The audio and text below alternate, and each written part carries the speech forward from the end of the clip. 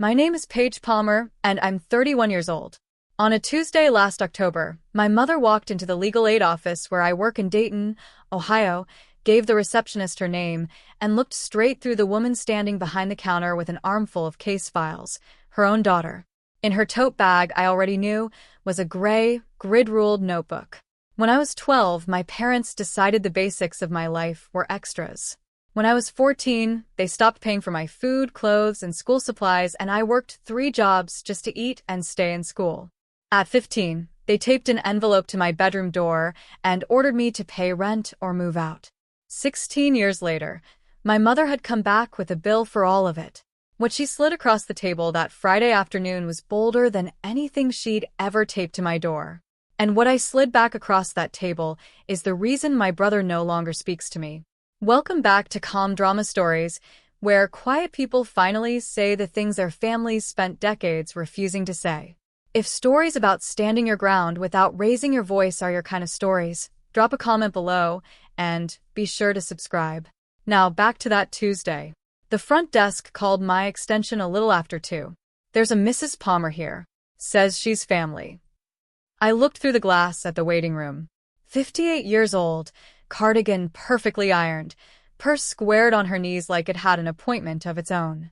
My mother sat in the same row of chairs where my clients sit, the evicted, the overdrawn, the quietly desperate, and she sat there like the chair should thank her.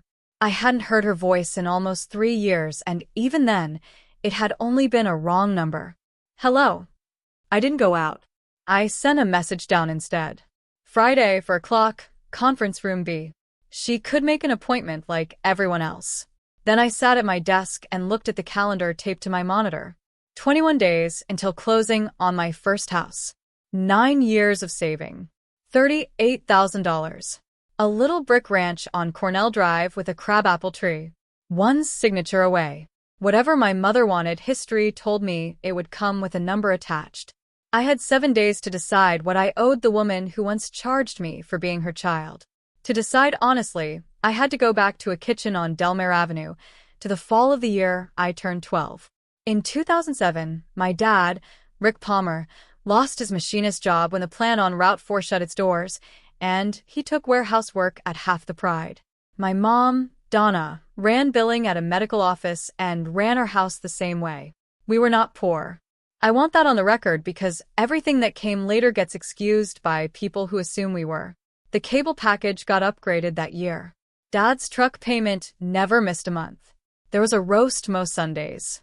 But that October, my mother sat me down at the kitchen table with a pad of paper and a new vocabulary word. Extras. "You're 12 now," she said.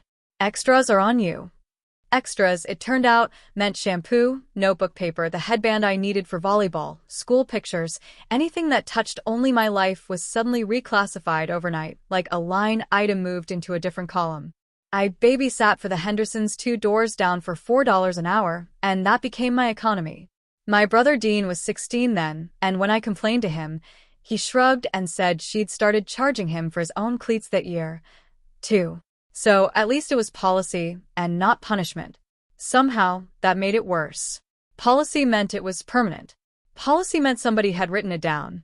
At the end of that first month, my mother handed me a torn strip of paper by the stove, and it took me a second to understand what I was holding. September, $11.50. My first invoice at 12 years old, itemized in my mother's perfect, upright handwriting. She watched me read it, and she looked pleased, the way teachers look when a slow student finally catches on. The notebook lived on the kitchen counter between the toaster and the phone charger. Gray cover, grid-ruled pages, corners gone soft. My mother wrote in it the way other mothers wrote in baby books.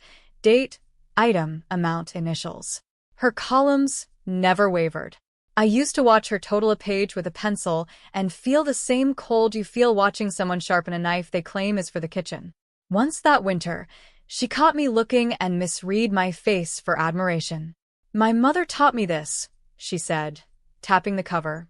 I paid her room and board at 16, $80 a month. Every month on the 1st.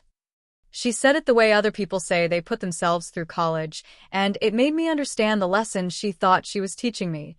Nobody handed me a thing. And look at me. I never fell. Grandma Ruth died when I was 7, so I couldn't ask her side of it. All I remembered of her was the smell of cigarettes and a porch zinnia, and the way my mother stood straighter around her than around anyone alive. But here's the detail that stayed with me, the one I chewed on at night. The first few pages of my mother's notebook weren't graph paper like the rest. They were older, yellowed, a different weight, glued in like transplants. And the handwriting on them, what little I glimpsed before she closed the cover, was not my mother's. Slanted. Harder. Someone else had started that book before her. It would be 3 more years before I found out whose hand it was, and by then, the notebook had a page with my whole childhood on it. 7th grade, the year I was 13, my class took a trip to the Science Museum in Columbus. $28, lunch included. I asked at dinner, and my mother didn't even look up. That's an extra. So I sold candy bars out of my backpack for 3 weeks, 50 cents profit each, and I made the bus with $1 and change to spare. And I told everyone my parents were big believers in earning things. I was already learning the second job, the one nobody pays you for, making it look chosen. That was also the year my sneakers gave out. The left sole peeled loose at the toe and flapped when I walked, so I glued it. And when the glue quit, I glued it again. In the gym that spring, it slapped the floorboards on every layup, loud as a screen door. Mr. Kowalski, the PE teacher, looked at that shoe for a long second, and I laughed first, which is a skill you develop. One night, my dad watched me doctor the sole at the kitchen table with a tube of rubber cement. He opened his mouth. He got as far as, "Paige, maybe we." And then my mother came in from the garage, and he studied his coffee like there was a message in it. I want to be fair to the girl I was. She wasn't stupid. She could see other kids' parents just buying things. No ledger. No invoice. She simply concluded the difference was a rule of her particular house. The way some houses take their shoes off at the door. You don't report a rule. You learn it. 14 was the year the arithmetic changed, and it changed on my birthday over a box cake. March of 2009. My 14th birthday landed on a Tuesday, and we had cake from a box with store-brand frosting, which I only mention because I later saw the cake in the notebook. $9 itemized. When the plates were cleared, my mother folded her hands, and I knew the posture. It was her billing office voice, the one she used for people whose insurance had lapsed. "You're 14 now," she said. "Old enough for a work permit. So here's how it'll be. Food, clothes, school things, your responsibility. All of it. We're done." I looked at my dad. My dad looked at the tablecloth. Dean was 18 by then, 2 months from moving out. And he gave me a shrug that was almost kind. "She did it to me at 16, he said. "You'll live." Nobody at that table seemed to notice they'd just moved the age 2 years. My mother stood, opened the pantry, and showed me what she'd done that afternoon. Masking tape labels on the shelves. Rick and Donna on the top. Dean on the third, half empty already. And on the bottom shelf, bare except for its label. Paige. My shelf. My empty, waiting shelf. "Nothing in this house is free," my mother said. And she said it gently, like a blessing, like she was handing me the family's one heirloom. Before bed, she placed a single box of spaghetti on my shelf with a sticky note in her upright hand. "Starter loan for $1.80. Interest-free. This once." I stood in the pantry doorway a long time that night, 14 years old as of that morning, doing a kind of math no kid should be fluent in. The spaghetti lasted 4 days. The note I still have. Ohio lets a 14-year-old work, but it writes the rules tight, and I learned them the way other kids learn song lyrics. Work permit through the school office. Physician sign-off. Parent signature. My mother signed with a flourish, delighted the state agreed I was employable. During the school year, no more than 3 hours on a school day, 18 hours a week, nothing past 7 at night. So, I built my life inside those fences. Saturday mornings, I worked Marge Whitfield's produce stand at the Wayne Avenue Market, $7.30 an hour, stacking sweet corn and making change from a cigar box. Weeknights, I babysat the Hendersons and the Kais, which the hour rules didn't much touch. Summers, I stood at the window of the Frosty Pine ice cream stand until my wrist ached from digging rock-hard butter pecan. Snorts do the math with me because I did it nightly. $30 to $50 from Saturdays, $20 or $25 from sitting, call it $60 in a good week, less in the school year. Out of that came lunches, deodorant, jeans from Village Thrift, pens in September, a calculator for algebra. Peanut butter came in the big tub. Bananas came in whatever weight was marked down. Marge, who was nearly 60 then and had a stare that could unhusk corn on its own, paid me in cash and then loaded my bike basket with what she called seconds, bruised tomatoes that weren't bruised, day-old bread from her neighbor's route that was never a day old. I priced it all silently against my own shelf at home, said thank you, and pedaled off. Toward the end of August, she watched me eat my lunch, folded bread from a bag, and asked, not unkindly, "Your folks know you eat lunch out of a bread bag?" I said something about loving sandwiches and hated how smoothly it came out. People ask later, kindly, why didn't you sign up for free lunch? I did try. 9th grade, first week. I took the form off the cafeteria bulletin board myself, walked it home, and put it in front of my parents. Here's what nobody tells you about that form. It runs on household income, the parents' income. My parents both worked. On paper, the Palmers of Delmare Avenue were fine, comfortable even, and my mother filled in every box with her exact, honest numbers because she was never once dishonest with a form in her life. The denial came back in 2 weeks. We simply made too much money for me to eat. I remember standing at the mailbox, understanding something enormous, and having no word for it. The programs are built for houses with no money in them. They have no box for a house where the money just doesn't reach the child. So I adapted, which is the polite word for it. I ate lunch every other day and told a rotation of stories on the off days. Big breakfast. Dentist later. Track diet. I did homework in the public library on Wilmington Pike until close because the library was warm, free, and asked no questions, 3 qualities I have valued in buildings and people ever since. I kept my grades up because grades were the one account where I was rich. And when I dropped 6 pounds by October, it was Mr. Kowalski of all people, the sneaker watcher who had moved up to the high school with our class and who stopped me by the gym door and asked flat out if there was food in my house.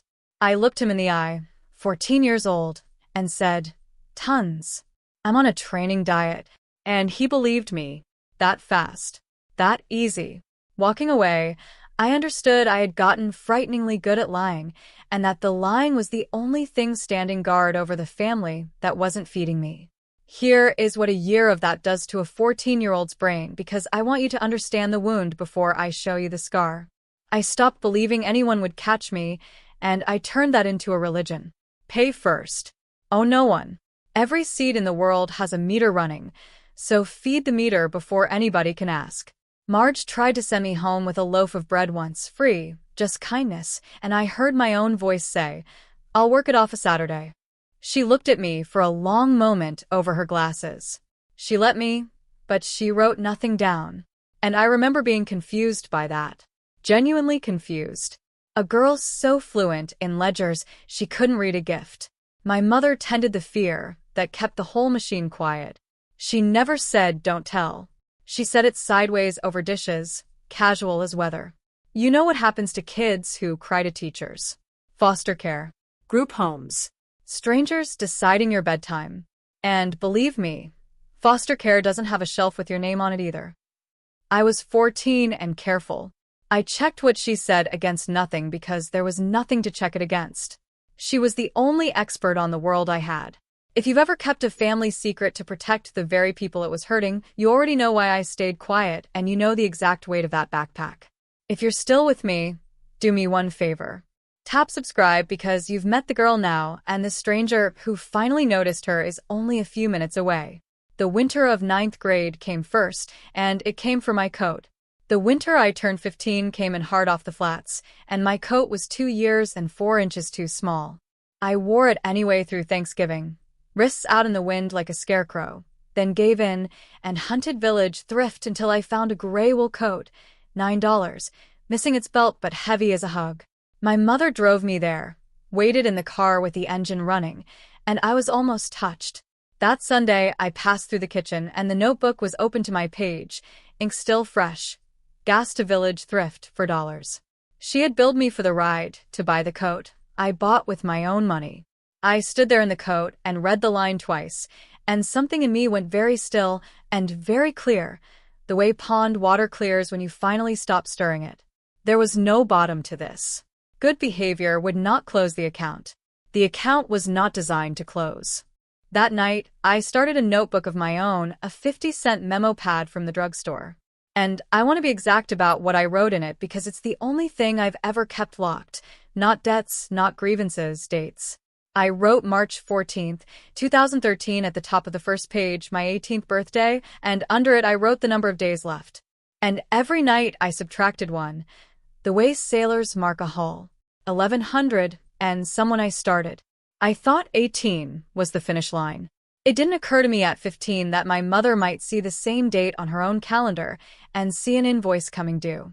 10th grade started in the fall of 2010, and that was the year my mother stopped pretending I was a daughter at all.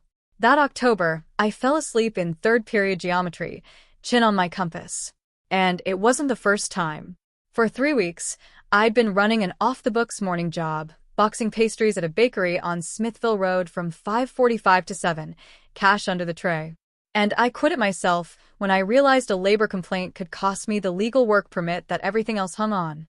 I ran my own compliance department at 15, but the damage was on my face and geometry teachers' file reports, which is how I met Mrs. Carol Alvarez, school counselor at Fairmont Ridge High, a calm woman of about 40 with a cardigan collection and a gaze that took no notes you could see.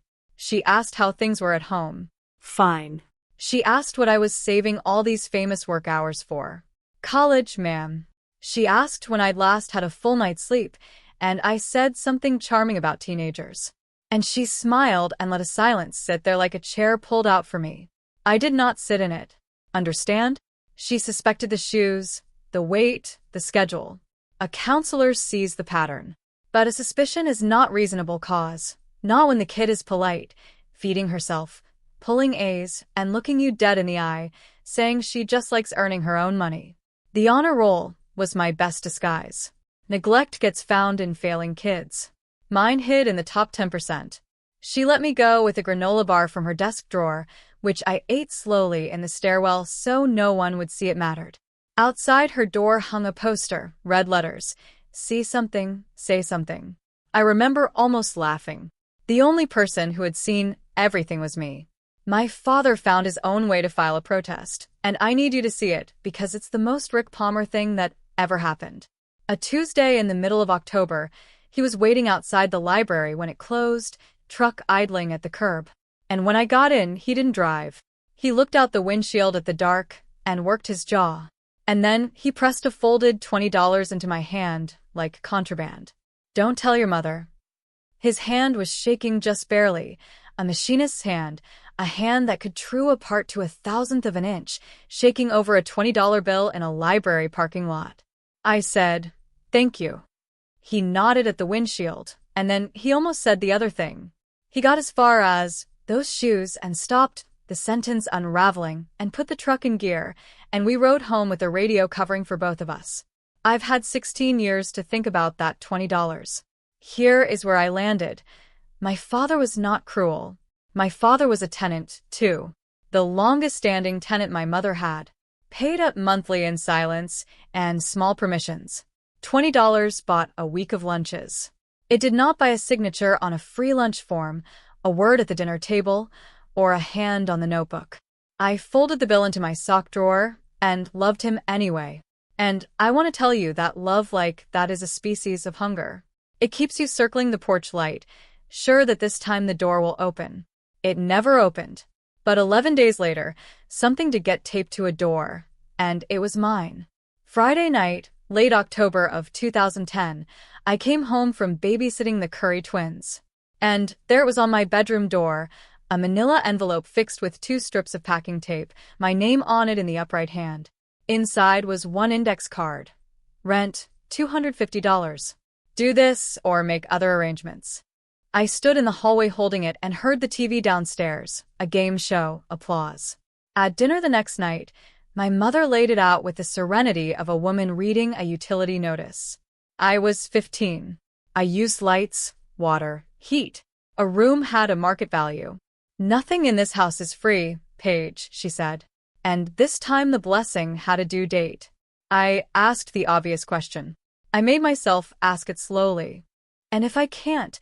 My mother set down her fork, walked to the hall closet, and opened it. On the floor, unzipped, empty, sat a navy duffel bag. New tag still on. She had bought a bag for my leaving before she ever named the price of my staying. Other arrangements, she said, and sat back down and asked Dad how the roast was. Dad said the roast was good. I went upstairs and did the arithmetic I already knew by heart, but I did it anyway on paper, because paper doesn't panic. Legal maximum during the school year, 18 hours. Saturdays at the stand, babysitting, every allowable hour filled. Call it $240 a month. And every dollar of it already spoken for by lunches and soap and the bus. $250 in rent wasn't a hard number. It was an impossible one, which I would eventually understand was the point of it. I want the record to show that I tried to pay it because a 15-year-old's first instinct isn't justice, it's staying. Sunday night, I came downstairs with a proposal written out like a grown-up. $150 a month, plus all the laundry, all the dishes, mowing through fall, snow through March, renegotiate in June when ice cream season opened. My mother read it twice. For 1 second, I swear something in her face was almost proud. Then she folded it in half. $250. Rent isn't a negotiation. That's the lesson. So, I liquidated. I sold my bike to a sophomore for $45, the bike that got me to the market, and started walking the 2 miles to Marge's stand in the dark. Marge noticed the missing bike in about 4 seconds. I asked her for more hours instead of explaining, and she turned me down flat, and I'll never forget her reasons. State says 18 hours, kid. I'm not losing you to a labor inspector. The one adult paying me fairly was fenced in by the same laws that were supposed to be protecting me from the people who weren't.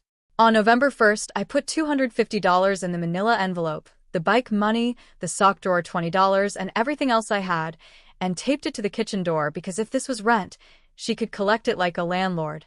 I ate spaghetti and margarine for 3 weeks. My mother logged the payment in the notebook. Received November 1st. On time. And in late November, I sat in the library with my memo pad and looked at December's math, and there was no version of it that worked. There are 2 ways out of a math problem with no answer. You cheat or you show somebody the problem. The first Sunday of December, my parents drove to Middletown for a funeral visitation, and Dean was long gone to his apartment in Huber Heights. And I did the thing I'd never once dared. I opened the gray notebook. My pages, plural. I had 6 of them. Snorts went back to 2007 in that faultless hand. School pictures, $12. Cough syrup, $6.50.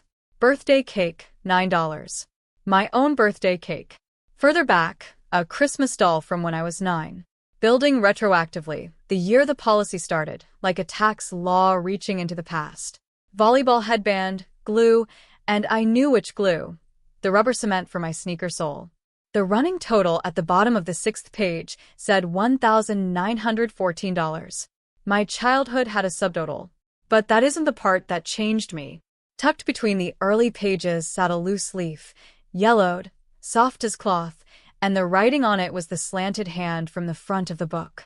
Donna, room and board, $80, owed to the letter R, week by week through 1984. Every payment marked. 1 week circled hard in pencil with a single word, late. My mother had kept her own mother's invoice for 26 years, carried it from house to house like a relic, and built her book around it. I sat at that counter and felt the strangest thing I'd felt all year. And it took me a minute to name it. The notebook was the most honest thing my mother had ever shown me. It said, "This has no end." It said, "This didn't start with you." Then gravel popped in the driveway, home early, and I closed the book and put it back 1 finger width off its usual angle. For a week, I waited for the sky to fall. It never did. She couldn't imagine anyone touching it. The second Saturday of December, I got to the stand at 7, having walked the 2 miles on a bowl of rice, and around 10, the crates started swimming. I remember holding an apple and being unsure, truly unsure, whether I was standing up straight. And then Marge's hand had my elbow, and my whole weight was leaning on a woman of 60. She didn't ask a single question. She flipped the tarp over the tables, hung the Back Monday sign, and marched me 2 blocks to her kitchen, where she fried eggs and potatoes, set the plate down, and stood at the stove with her back to me, out of mercy, while I ate like something out of a ditch. Only when the plate was clean did she sit down across from me with her coffee. "Rent," she said. I hadn't told her. She'd assembled it herself. The bike, the bread bag, the hours question. The woman could count. "Say it out loud, girl, because it doesn't sound right the quieter you keep it." So I said it out loud, and she was right. It sounded insane in open air. $250 a month, the duffel bag with the tags on, and I heard my own voice wobble on the word arrangements. Marge didn't hug me, not her instrument. She refilled my milk like she was topping off a truck and said there were people whose entire job was math like mine. Said the counselor at my school wasn't there to decorate the office. Monday came, and I stood outside Mrs. Alvarez's door with my hand raised twice and walked away twice because my mother's voice, group homes, strangers, no shelf anywhere, was still the loudest thing in my skull. The third time, I never got to knock. The problem walked itself in. Tuesday before winter break, Mrs. Alvarez called me in about exam schedules, an ordinary thing. And while I dug for a pen, my backpack tipped and the January envelope slid out onto her carpet. Manila packing tape still on the corners. Rent $250 due the first in the upright hand, and under it new that month. Late fee $25. Mrs. Alvarez picked it up to hand it back and read it because it was printed like a shipping label, impossible not to. Then she closed her door. She asked 3 questions, spaced out, quiet, in a voice you'd use around a bird you didn't want to startle. "Who writes these? How long has this been going on? What have you eaten today?" And almost 2 years of load-bearing silence came down at once. I told her all of it at speed. The shelf with my name, the denial letter, the duffel bag with the tags, terrified that if I stopped talking, I'd never start again. And then I grabbed her sleeve and begged, actually begged, not to tell anyone because of the group homes, because of the strangers. She put her hand over mine and told me the truth instead of a comfort, and I have loved her for it ever since. She was what the law calls a mandatory reporter. Now that she knew, she was required to call Children's Services, not choosing to, required to. Her license and her conscience both on the line. And their first job, she said, was keeping kids safe in their own homes whenever that could be done. Nobody was pulling me out of school for having empty cupboards. The point was to fill them. Then she leaned in and said the sentence I've carried like the $20 in the sock drawer. "Look at me. You are not the one failing here. If you were ever that kid, the capable one, the fine one, the one nobody thought to ask, put I see her in the comments and subscribe if you haven't, because what the county did next is the part nobody expects." She picked up the phone while I was still in the chair. "Montgomery County Children's Services intake, please." No more walking away. The county moved faster than my nightmares did. Intake took the report Tuesday. By Thursday afternoon, a caseworker named Tanya Keller had a home visit scheduled, and my mother had 48 hours notice and a lifetime of practice looking correct. You have never seen a house dressed so fast. Thursday morning, she went to Kroger before work. I found out because the receipt went into the notebook that same night, and I want you to sit with that entry the way I had to. Groceries for inspection. $84. She billed me for the food she bought to prove she fed me. By 4 o'clock, the masking tape labels were off the pantry shelves, rolled into a ball in the trash like shed skin. The manila envelope was gone from my door, tape scars and all. There were oranges in a bowl on the counter. We had never once had oranges in a bowl. Miss Keller came at 4:30, mid-30s, unhurried, a canvas bag of forms, and my mother served coffee and the performance of her life. We believe in teaching responsibility. Kids dramatize. You know how girls are. She gave the woman a tour like a realtor. My father sat on the edge of the couch in his work shirt with his hands flat on his knees, a man being inspected, and said the words "good" and "yes" in their assigned slots. Keller nodded at everything, complimented the kitchen, wrote very little. I stood by the stairs cataloging all the ways this was going wrong, doing my old job, the fine girl, the seen-nothing girl. At the door, Bag on her shoulder, Keller turned around like she'd forgotten her keys. One more thing. I'll want to see Paige at school this week, alone. Standard procedure. I watched my mother's smile hold its position one full second too long. They gave us the conference room by the attendance office, and Miss Keller asked her questions the way surveyors drive stakes. Small, unremarkable, load-bearing, and only later do you see the shape of the property. When did the food stop? Who signed the work permit? Because the school kept those records, hours, and employers on file. Could she see the denial letter from the lunch program? There'd be a copy in the system. What did I weigh in September? The nurse's office had that, too. What time did the market open Saturdays? Mrs. Whitfield wouldn't mind a phone call. Would she? And here is the thing I hadn't understood, the thing I'd been protecting the wrong way all along. She didn't need my mother's notebook. And she didn't need me to perform my hunger. My life was already a file. The permit, the paychecks, the denial letter, the scale, the counselor, the produce stand hours. The state had been taking quiet attendance the whole time, and all my lying had ever protected was the gap between the records. I answered everything. I even told her about the oranges, and she wrote that down slower than anything else. Near the end, she capped her pen and gave it to me straight because she'd clocked me as a kid who trusted procedure over promises. Based on what she had, the finding would likely be substantiated. Neglect the basic needs kind. What came next, if my parents cooperated, was a case plan in the home. Groceries, clothes, school costs, no rent, and the agency checking in. If they didn't cooperate, it went in front of a judge in juvenile court. And Ohio has a word for parents who can pay for a child and won't. That night, my mother didn't yell. She sat under the kitchen light, opened the notebook, and started a brand new page. I'd learned soon enough what it was for. The case plan meeting happened the second week of January in a beige room at the agency, and it remains the only time I've watched my mother sign anything as though the pen were being held to her back. The terms were almost embarrassingly small, which is its own indictment. Food in the house, appropriate to a growing teenager, clothing seasonally adequate, school expenses covered, no rent, no fees, no charges to the minor child. I remember the caseworker reading that line evenly, no italics, and the room getting very quiet anyway.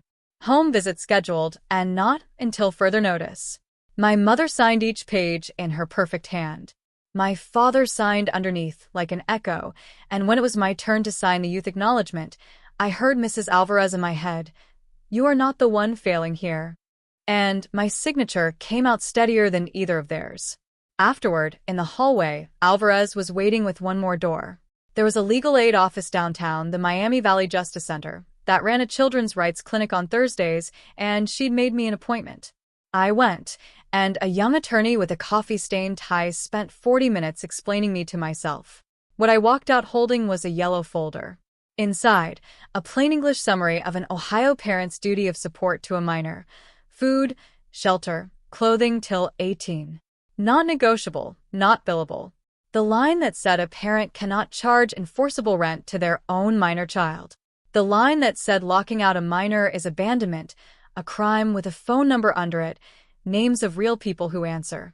It took 9 more years for the girl holding that folder to become the woman who prints them, and I have never once opened a new box of yellow folders at work without thinking of it. Nobody before had ever put in writing that I had rights. I read it under the covers with a flashlight twice like contraband. Meanwhile, downstairs, the notebook got its new page. And one afternoon, I saw the heading printed neat as a tombstone: State Interference Costs. My mother had opened an account for the United States of America. What followed wasn't peace.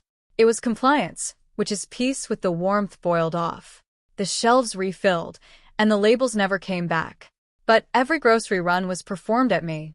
Receipts smoothed flat on the counter like subpoenas. New jeans appeared on my bed in a clear bag with the receipt stapled to it twice in case I missed the sacrifice. My mother spoke to me in the third person for most of that winter. "Tell your daughter dinner's at 6. And I ate the dinners because winning that particular staring contest was a luxury item, and I was on a budget. But I owe you the one night that complicates her because it happened, and leaving it out would make this story easier and falser. February 2nd in the morning. I came down for water, and the kitchen light was on. My mother sat at the table in her robe with the yellowed page from the notebook in front of her. Grandma Ruth's page, the slanted hand, the circled late. She didn't startle. Maybe she wanted a witness. $80 a month, she said to the page more than to me. 1984, the month I came up short, she changed the locks. I slept in the Buick a week. January, a beat. I kept a code in the trunk after that. Always keep a code in the trunk, Paige. Then she almost smiled. And what she said next, she said with the pride of a war story, which is the part that still breaks me. It made me. Nobody owed me a thing. And I never fell. I stood there with my glass of water, 15, and saw what she could not see at 42, and cannot see today. A girl in a cold car in January, waiting for a porch light. She hadn't never fallen. She had simply never been caught, and she'd spent her whole life since insisting the ground was a teacher. In the morning, she was guarded again, and the receipts kept coming. But I made myself a promise at that table, watching her fold her mother's invoice back into the book like a pressed flower. It took me 16 more years to keep it. The next 2 years, I'll give you the way the county files probably give them: stable, monitored, unremarkable. All the drama moved underground. Miss Keller's visits went from monthly to quarterly. My mother performed adequacy on schedule and logged every cost of it in the gray notebook, a bill she fully intended to present at a window she believed would someday open. My father developed a genius for the small end run. The spring I was 16, a bike appeared in the garage, not new, wrong color, right size. And when I asked, he said a guy at the warehouse owed him. And that was the whole conversation. I found the pawnshop tag melted half off the frame in July. He'd bought my bike back, or its cousin, and he needed it never to be discussed, and so we never discussed it, which was our love language. Items and silence. Me, I ran my exit like a small business. The legal aid attorney had told me one more thing that stuck. Get a bank account solely in your name, which Ohio allows a minor to do. And I fed it every Saturday like a meter, watching the Purdue stand money and the Frosty Pine money stack into 3 figures, then 4. Grades stayed weaponized. I made state honor roll junior year, and my only real extravagance was the $12 I paid, my money, my line in my own memo, for the transcript stamps on 6 scholarship applications. Marge wrote the recommendation letter for all 6, and she showed me the draft exactly once. I had to go stack seed potatoes so she wouldn't see my face because the first line was, I have watched this child feed herself for 4 years, and I would trust her with my farm, my till, and my name. Sunday afternoon, she taught me to put up applesauce and apple butter jars, lined on her sill like amber lamps, and she'd hand me 2. Always 2, for selling and for eating. Learn the difference, kid. I was still learning it. Then March came. I turned 18. And in June, my mother finally gave me the graduation present she'd been writing since I was 12. Graduation was a Friday in June of 2013, and I walked the stage at the arena with a cord for honors and a plan instead of a party. Sinclair in the fall paid by scholarship and by me. Marge sat 11 rows up and whistled through her fingers. My parents came too, dressed nice, and clapped. And I have a photograph from that afternoon, in which we look exactly like a family. Dinner afterward was at home. Boxed cake, store-brand frosting, the same brand as my 14th, and I genuinely don't know to this day whether that was thrift or theater. When the plates were cleared, my mother went to the counter and came back with the gray notebook and set it beside the cake plate, then turned it to face me, opened to a page headed with my name and totaled in red, $9,340. Food since the case plan, clothes since the case plan, her gas, her hours, her state interference page, the $84 of inspection groceries, all of it rolled up with the subtotals of my whole childhood. You're 18 now, she said, and her voice was almost warm, and that's what made it obscene. The county's out of it. We'll take monthly payments. Nothing in this house is free. My father's chair creaked. He said her name once, Donna, and it came out with no engine behind it. I looked at the number for a while. I felt very calm, and I have since learned to distrust that calm in clients because it is the sound of a decision already made. I went upstairs and packed the navy duffel bag, hers, the one from the hall closet, tags long gone. And I came down and set my house key on the open notebook, squarely on the red total where a payment would go. Consider the account settled. I walked out the front door and 2 miles through a June evening to Marge's, who met me on the porch, looked at the bag and said, "Room over the garage. Rent as you water my tomatoes." My father watched me go from the window. He didn't call out. 3 weeks later, the first envelope arrived at Marge's, forwarded in the upright hand, a statement past due. "Here's 13 years quick because you've earned the present tense. Sinclair at night, office filing by day, an associate degree, then the paralegal certificate, then I still think somebody upstairs has a sense of humor, a posting at the Miami Valley Justice Center, the same office whose yellow folder I once read under a blanket. I've been there 6 years now. Housing cases, family cases.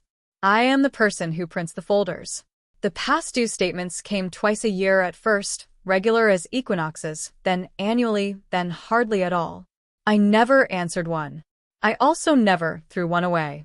And if you want to know how healed I was, there it is, a shoebox on my closet shelf, 13 years of my mother's arithmetic kept. Some accounts you close. Some you just stop feeding and keep in a box. And I told myself the box was closure. And the box was not closure. The box was me still holding the door for her version of things. Dean called every Christmas from Indianapolis, and we discussed weather systems with real commitment. He'd send photos of his kids in matching pajamas. He signed cards from all of us. Marge got older and let me winterize her porch. And I saved 9 years, $38,000, no cosigner, because asking for help still felt like debt with the paint scraped off. You can leave the house and keep living by its rules, and nobody warns you about that. By this fall, I had a pre-approval letter, a little brick ranch on Cornell Drive under contract, and a closing date circled for early November. Then, on a Tuesday 3 weeks out, my mother walked into my waiting room with a gray notebook in her tote bag. It took Dean's phone call that same night for me to learn why. Dean called at 9, which alone told me it was serious, because Dean calls at Christmas. No weather this time. Dad had been in Miami Valley South twice since July. His heart, a stent in August, no work since, and the warehouse sick pay ran dry in September. Mom's billing job had gone to part-time 3 years ago. They were 3 months behind on the apartment on Ridgewist, and the landlord had already served the 3-day notice. Then came the reason for the call, served the way Dean serves everything, casserole on top, ultimatum underneath. He was stretched thin. The kids, the mortgage, Indianapolis prices. But I was doing well, right? Single, no kids. And hey, I literally worked at a legal aid place. "You of all people should get it," he said. "Family helps family," page. The ask had 2 doors. Door 1. I co-signed their new lease. Door 2. They move in with me. I told him I'd call him back by the weekend. And then I sat in my kitchen and did what I do, which is math on paper, because paper doesn't panic. A new co-signed lease is contingent debt. Contingent debt 3 weeks before closing means underwriting reopens my file. And a reopened file on a first-time buyer margin as thin as mine is a coin flip I could lose. The house or the lease. It was never really both. And now the honest part, the part I'd tell no one at the office. Lying in bed that night, I caught myself building the payment plan anyway. If I skipped this, deferred that, maybe I could carry them and still. And I sat up and turned on the light, a little sick. 19 years out of that house, and my hands still knew the work.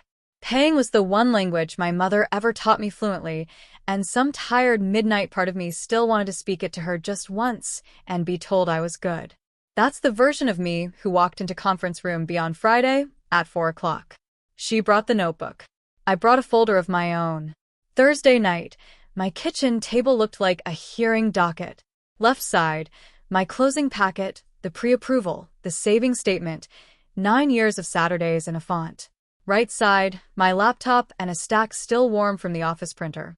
Because here is what I had actually been doing all week while the midnight version of me was drafting surrenders. Montgomery County's emergency rental assistance application. Their names, their address, their landlord's information filled into the signature line. The hospital's financial hardship program for cardiac patients, filled in with the number for the billing advocate who owed me a favor, circled twice. A senior services intake.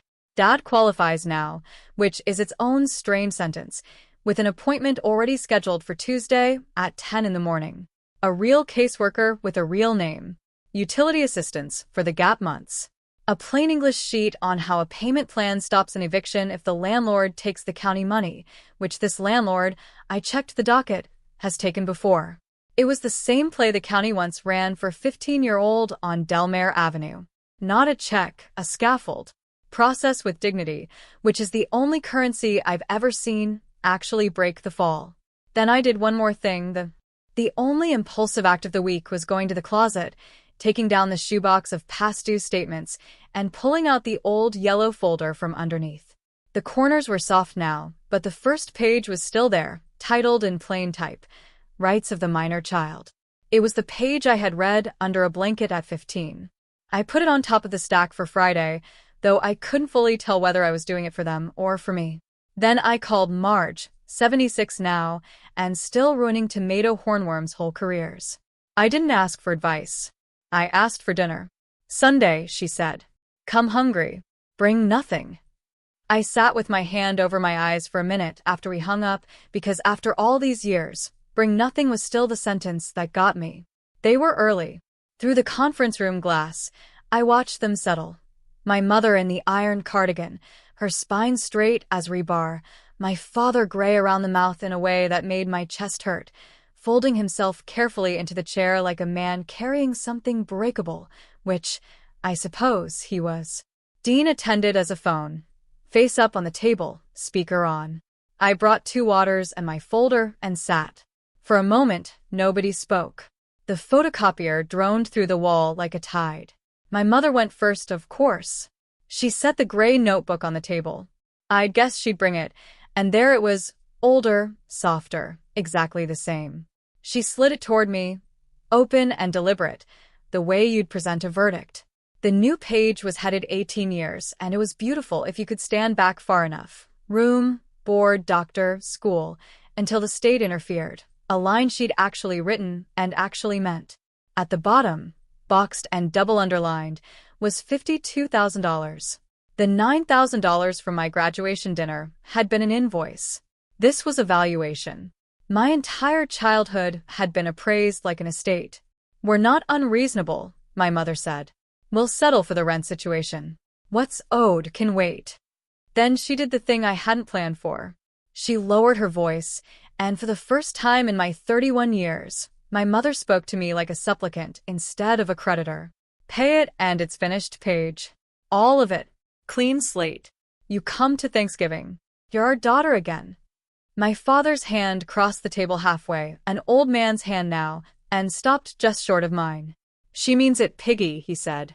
Nobody had called me that in 18 years except once, in a parking lot, with a folded $20 bill. Then Dean's voice came through the phone, gentle and terrible. This is fixable, Paige. Families fix things. And here's the truth, because you've come this far with me and you deserve it. For about 4 seconds, I wanted it so badly my teeth ached. Thanksgiving. A chair with my name on it instead of a shelf. The whole warm package sitting right there. Retail price. $52,000 or 1 co-signature. Financing available.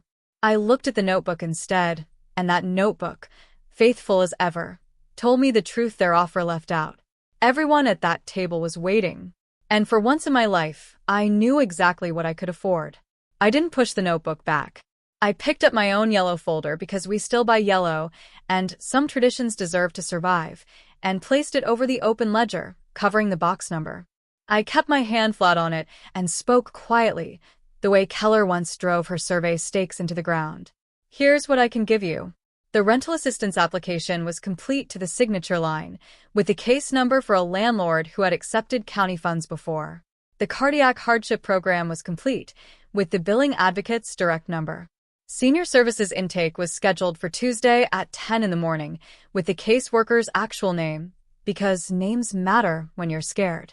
There was utility assistance for the gap months, and an eviction timeline written in plain English, what could stop the eviction, and by which date. Signatures and 1 bus ride. I said, that's real. It works. And it's what I have. Process, not ransom. It's what saved my life once. If you let it, it'll hold yours. My mother looked at the folder the way you'd look at a foreign banknote. That's paperwork, she said. We're your parents. You have savings, Dean added. And there it was. Almost a relief, the meter running underneath the offer of the meal. I took my hand off the folder and sat back. If I paid that page, there would be a next page. There was always a next page. That's how the notebook worked. That's how it had worked when Grandma Ruth kept hers. My mother's chin rose as if I'd slapped the table. You taught me nothing in this house is free, I said. I believed you. That's why I stopped living in your house. I'm not buying a seat at Thanksgiving, Mom. I'm closing the account. The room went completely still. Even the photocopier seemed to fall silent. And my mother, my granite straight, never once loud mother, lost her footing for the first time I could remember. After everything the sentence died unfinished because there was no honest way to complete it. Watching her hear that herself was the closest thing to an earthquake I ever expect to see in a conference room. She snatched the notebook back and swept my folder aside, but my father caught it, squared it, and pulled it toward his side of the table with both hands. A whole marriage renegotiated in one gesture, while Dean watched from the phone. You're really doing this, Dean said, disgust thick in his voice. You're heartless. You know that. I reached over and tapped the speaker off. No slam, just a click. The quietest door I ever closed. Then I slid one last page from beneath the folder's flap and placed it in front of my father. Old paper, plain type, the words rights of the minor child across the top, its corners soft as flannel. Keep that page. Somebody handed it to a 15-year-old girl once, a girl who thought she owed rent for being born. It's the only thing in this folder that isn't a form. My mother stood, straightened her cardigan, and walked out of the room where I worked. My father sat for 1 second longer. Then he folded the yellow folder into his jacket against his chest, exactly the way a man might hide a $20 bill. The invoice for that Friday arrived over the weekend, and I want you to see the price tag because catharsis without a receipt is a fairy tale, and you deserve better from me. Saturday morning, Dean left a 90-second voicemail, very calm, which is how Dean does fury. I had embarrassed him. I had abandoned 2 sick old people over childhood bookkeeping. Don't call when they're gone, he said, and he meant my parents. As of this telling, that phone has stayed quiet through another Christmas Sunday. Aunt Charlene from Springboro sent a text with my mother's version already installed. Shameful after everything they sacrificed. I read it once standing at the kitchen counter. I didn't write the correcting essay. Version control of the Palmer family record was a job I resigned from that Friday, and grief and freedom, I discovered, can fit inside the same Sunday afternoon. Then I drove out to Marge's, ate pot roast, brought nothing as instructed, and sat on my hands through the entire meal, fighting the reflex to earn it. Marge watched me with that corn-unhusking stare and finally said, "Look at that girl. Finally learned to eat a free meal. Only took 20 years." I laughed until my eyes needed the napkin. About 2 weeks later, on a Wednesday, my father called me for the first time in my adult life. His number. His voice. No intermediary. The rent application went through, he said. Most of it anyway. The landlord took the county money and a payment plan. The caseworker Tuesday was good people. She brings folders like you. Then came a silence with weight to it. My father cleared his throat and paid a debt of his own. 7th grade. The sneakers with the flapping sole. I saw it, Paige. I bought a lottery ticket that Friday instead of shoes because shoes would have started a fight. I've owed you that sentence a long time. He didn't ask for money, absolution, or Thanksgiving. He simply set the truth down after 18 years of carrying it. And a few days after that call, on a gray morning with the crab apple losing its leaves outside, I closed on my house.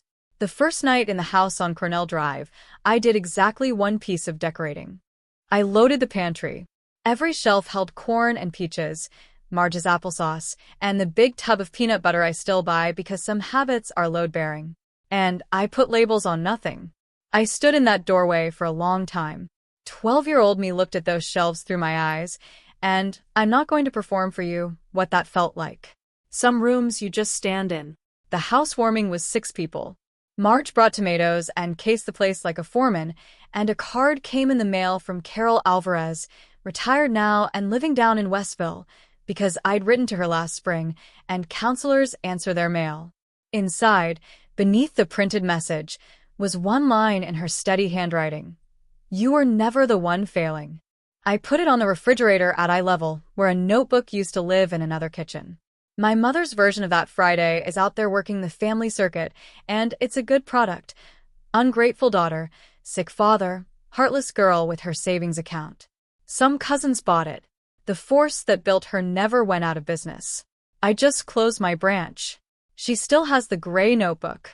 I assume it's open on some counter right now with a page that has my name on it, accruing. That used to be the thing I couldn't stand, the account running with no one at the window. It doesn't run in my house. That's the whole revenge, if you insist on using the word. Her interest compounds in a book nobody reads, while my pantry has no names in it. And, at work a Thursday last month, intake sent me a 15-year-old girl. Honor roll, 2 jobs, polite as a bank teller, feeding herself since spring, parents doing just fine on paper. I know the disguise. I invented half of it. I slid the yellow folder across the table and watched her grip it. Then I gave her the sentence the way it was given to me, word for word, like something handed down that isn't a debt. Look at me. You are not the one failing here. So here is where the ledger of my family stands, since I'm the one telling it. Dean's silence is his choice, and I've stopped billing him for it in my head. That's the part of this practice that took real work. Dad, and I have a small, sturdy trade route. I mail him a postcard on the 1st of every month, the crab apple in fall, the county fair, ordinary things that don't demand an answer. He texts back like a machinist. Got it. Tree looks good. Take care. Short and true, like parts machined to 1,000th. It's not a reunion. It's a route, and roots can be trusted. My mother, I hear, tells people she has one son. There's a chair at my table anyway. Anyone will tell you I don't say this warmly. I say it the way I'd note a property line.